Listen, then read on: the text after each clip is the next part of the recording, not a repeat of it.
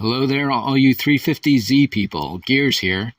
And you may have seen some videos where people are taking these panels off. And one video I found says take the seatbelt out and then you can loosen up this back.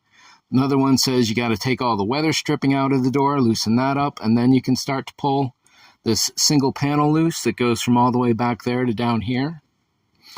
Now, I've already pulled it loose on this, and because I'm working my way from the back, that back was loosened up, and I did not have to remove the seatbelt. I did not have to loosen up my weather stripping at all. That's still nice and glued in, and this all just came apart nice and easy.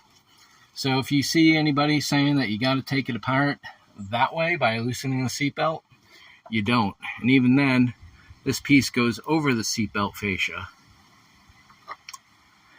So whoever that was that did the seatbelts, I don't know that they really needed to.